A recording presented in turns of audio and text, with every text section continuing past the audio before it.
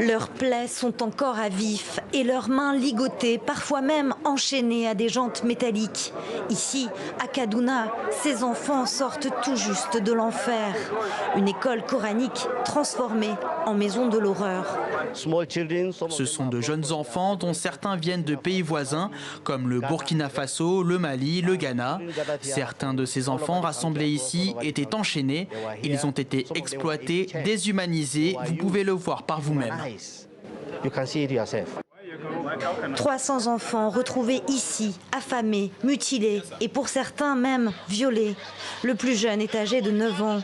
Une école ouverte depuis 10 ans dont la vocation est l'apprentissage du Coran et de remettre ses élèves dans le droit chemin. Un centre de redressement pour les jeunes avec à l'intérieur une chambre de torture. Certains ne comprennent toujours pas comment ils ont atterri ici. Les gens qui m'ont emmené ici ont dit aux autres que j'étais devenu chrétien parce que j'ai passé quelques années à l'étranger pour étudier.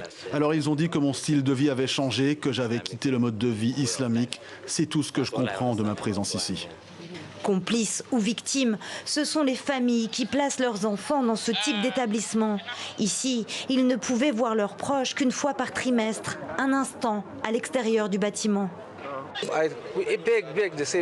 J'ai supplié, supplié. Ils ont dit non, non, vous ne pouvez pas voir ces enfants avant 3 mois. J'ai dit d'accord, prenez cette miche de pain et apportez-la leur. Ce sont des voisins qui ont donné l'alerte. Après plusieurs plaintes, un raid policier a été lancé.